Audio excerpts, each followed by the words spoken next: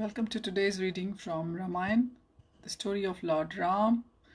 We are at the moment on Aranya Kanda, and last time we were reading that Ravan had kidnapped Sita Mata, and Jatayu was trying to give some kind of resistance by fighting with Ravan, and from there onwards we will continue. However, Jatayu was old and soon became exhausted. Om Namo Bhagavate Vasudevaya, Om Namo Bhagavate Vasudevaya, Om Namo Bhagavate Vasudevaya. Jatayu was old and soon became exhausted. Ravan rose up into the sky, holding Sita with one hand and bearing a sword in another. Condemning Ravan, Jatayu suddenly swooped down upon his neck and began pulling at his hair so hard that the Rakshas king's lips quivered with indignation. Pressing Sita tightly to his left thigh, Ravan struck back at Jatayu with the palm of his hand. Jatayu, however, dodged the blow and then tore off Ravan's 10 left arms with his powerful beak. Ravan's arms, however, were immediately replaced by new arms. Leaving Sita aside, the king of the Rakshasas began beating Jatayu with his fists and his hand. This fighting continued for an hour. Finally, in desperation, Ravan took up his sword and cut off Jatayu's wings, feet and flanks, causing him to fall mortally wounded to the ground. Greatly distressed, Sita rushed to where Jatayu lay, embracing him with tears in her eyes. Ravan, however, quickly grabbed Sita by her hair and carried off as she cried out in grief, "Ram, Ram." Sita's cries caused the entire universe to fall out of order. Everything became enveloped in darkness. In empathy with Sita's grief, the wind no longer blew and the sun lost its luster. Lord Brahma, however, who could perceive the entire incident through divine eyes, declared, "Our purpose is now accomplished." Thereafter, as Ravan rose into the sky, Sita's ornaments broke apart, her jewels falling to the ground. The pearls from her necklace slipped like the pure water of the Ganga falling from the sky. Overwhelmed with fear and grief, Sita continuously struggled to free herself from Ravan's grip, reproaching him again and again for his vile, cowardly act. As Ravan sped towards Lanka, all creatures appeared to lament, "There is no dharma, there is no truth, there is no gentleness." Her loose hair waving in the wind, her mark of tilak erased and her face devoid of cheer, Sita moaned, "O Ram, O Lakshman." Just then Sita saw 5 monkey chiefs sitting atop a mountain. Unnoticed by Ravan, she took off her silk upper cloth and some jewels and dropped them in the midst of the forest dwellers, hoping they would inform Ram. As soon as the monkeys stared with unblinking eyes, Ravan carried Sita away toward Lanka. Like many other powerful materialists, Ravan risked everything to gain the object of his desire. While carrying Sita across the ocean to his kingdom, he relished the thought of having successfully abducted her, and he eagerly anticipated making her his queen. Blinded by lust, he failed to realize that the object of his desire was actually death personified for him. The goddess of fortune always serves the lotus feet of Supreme Lord, and when materialists try to enjoy her, she manifests to them as Durga, the deadly material nature. As the mistress of this world, Durga rides a tiger and carries a trident whose prongs are the threefold miseries of the material life: miseries arising from the body, miseries inflicted by other living beings, and miseries imposed by higher powers in the form of natural disasters.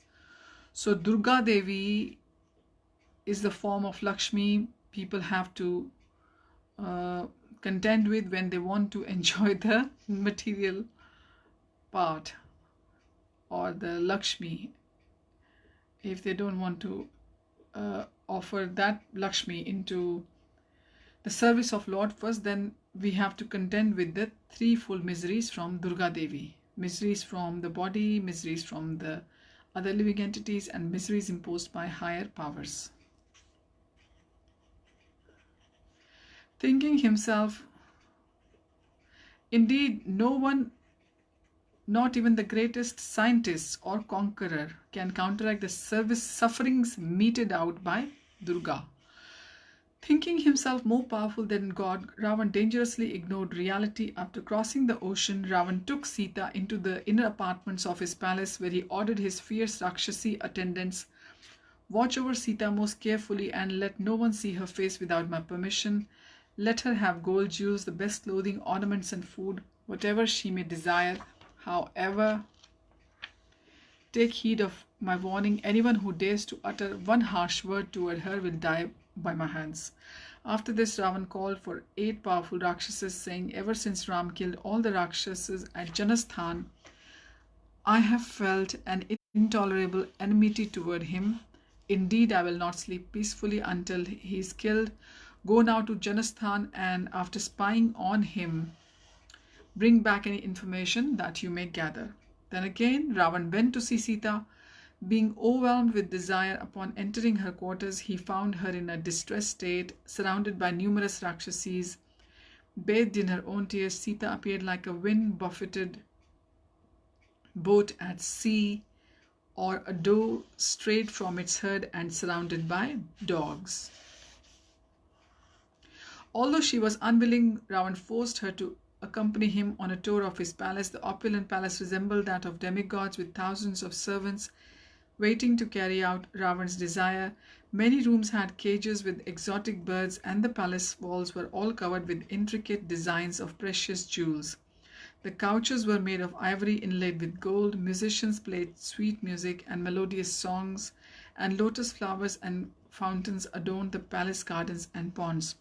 She viewed the spacious and fabulously decorated rooms, each containing thousands of women adorned with untold valuable jewels.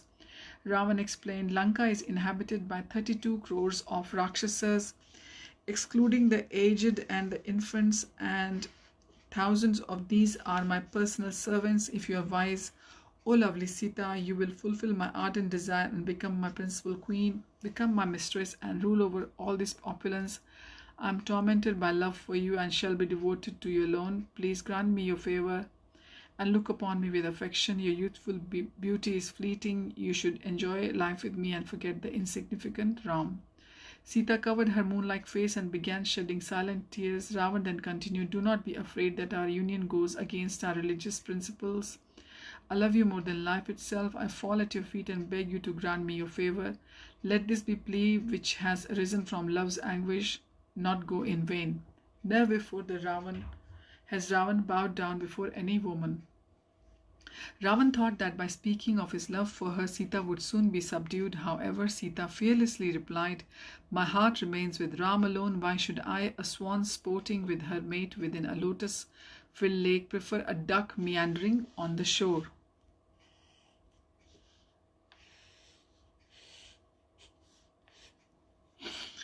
"You can do whatever you like to me. Because of your vile, sinful lusts, you will be soon meeting your death at the hands of Ram." After being harshly rebuked by Sita, Ravan became enraged, saying, "I will give you just 12 months to surrender to me. At the end of that time, if you still resist me, you will have my cooks cut you to pieces and serve you as my breakfast." Ravan then turned to the Rakshasi attendants and ordered, "Transfer Sita to the Ashoka Grove. Keep a careful watch over her and try to win her over to my side by whatever means is required. Threaten her, flatter her, do whatever it takes, but tame her as one would an elephant." Anguish due to being constantly intimidated by the deformed Rakshasis, she soon fainted out of fright. At that time, Lord Brahma summoned Indra and said, "Sita has been kidnapped by Ravan and taken to Lanka. This is our good fortune, for it surely means the imminent destruction of the Rakshas king. Still, there is the danger that Sita may die due to separation from Ram. Therefore, I want you to go and give her this heavenly sweet rice to eat."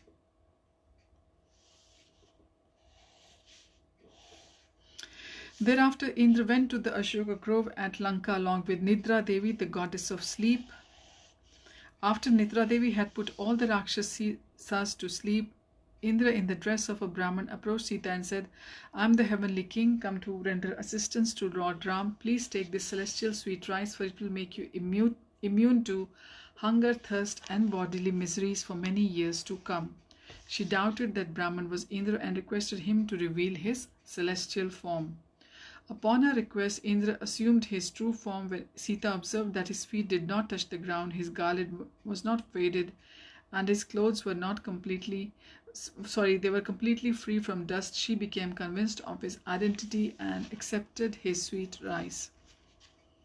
Sita first offered the food by praying to Ram to accept it. Soon as she ate, she became freed from all bodily pangs. Their mission accomplished, Indra and Nidra Devi, they vanished from the scene. Whenever the Lord's devotee is in great difficulty, the Lord sees to his protection. A devotee never worries for his own protection or well-being, knowing that Krishna or Ram is always attentive to his needs. He concentrates on his service to the Lord. In the wonderful reciprocation of love, the devotee always thinks of his Lord, and the Lord always thinks of his devotee. After killing Marich, Ram hastened back to his cottage. Along the way, he thought, Rakshasas certainly want to take revenge against me for slaughtering their entire enemy at Janasthan. Marich's tricks were probably part of a plan to lure me away and devour Sita. I pray that Lakshman did not leave Sita alone after hearing Marich cry out, perfectly imitating my voice. Ram's apprehension increased upon hearing the frightful cry of a jackal at his back. Then birds and other wild animals began to pass Ram on his right side, uttering frightful cries. Moreover, his left eye twitched, his left arm throbbed convulsively, and his heart thumped. While observing these inauspicious signs, Ram met Lakshman coming from the cottage. Taking him by the left hand, Ram immediately began to reproach him, saying, How could you disobey my order, leaving Sita unprotected from all the inauspicious omens that have appeared? I can understand that she has either been killed or kidnapped. O Lakshman, how could you leave Sita alone? As the two rushed back to the cottage, Ram suddenly tripped on the forest path. Overwhelmed by fear of losing Sita and angry with Lakshman for leaving her unprotected, Ram began to lament like a deranged person. If Sita is dead, then I shall kill myself, or I cannot bear to think of living without her. O Lakshman, how could you betray me like this and leave dear Sita unprotected? Lakshman hoped to explain, saying, Sita became a mad woman after hearing your cries for help. She spoke harshly, accusing me of leaving you to die so I could enjoy with her. Then she accused me of being Bharat's accomplice, your enemy in disguise. Hoping to prove her accusations false, I came here to your aid. Ram angrily replied, There is no excuse for leaving her unprotected. You are fully aware that I am unconquerable and do not lack prowess for defending myself from Rakshasas or anyone. You should not have become provoked by a woman's anger and disobeyed my order. O Lakshman, you have made a great mistake. Such behavior is unworthy of you. Okay, we will continue from here onwards next time. And thank you for joining. Hare Krishna. Hari Om Tat Sat.